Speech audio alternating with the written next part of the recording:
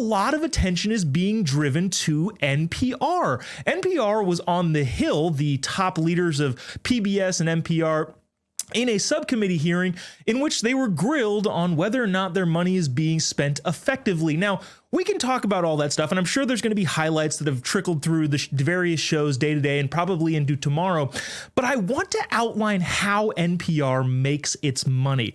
The argument from the libs has constantly been, well, NPR doesn't receive federal funding, or less than 1% of the NPR budget comes from federal money. And that's technically true, but they're leaving out a massive caveat. In 1967, there was a Public Broadcasting Act passed by Congress, which established the Corporation for Public Broadcasting. The Corporation for Public Broadcasting gets about $500 million every single year from Congress. Then there's about $160 to $180 million, depending on the year, that goes towards issuing various community service grants for radio specifically. Those community service grants then go to the local radio stations, and the local radio stations then use that money to purchase syndicated radio, in this case, talk radio, and in most cases, NPR. Now, you may be thinking, well, why can't they purchase other news outlets or syndicated conversation radio talk show pieces?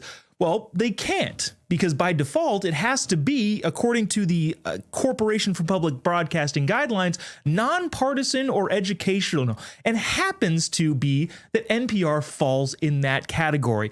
All I'm trying to say is this. Does federal money go from the federal government to NPR directly?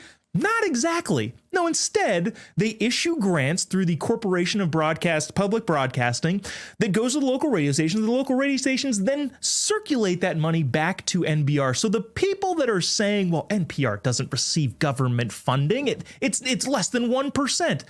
Yeah, get out of here with your crap. A lot of that money comes from taxpayers and then gets funneled in a sort of circular way back into the national public radio, or as some of my favorite radio people like to call it, nakedly progressive radio.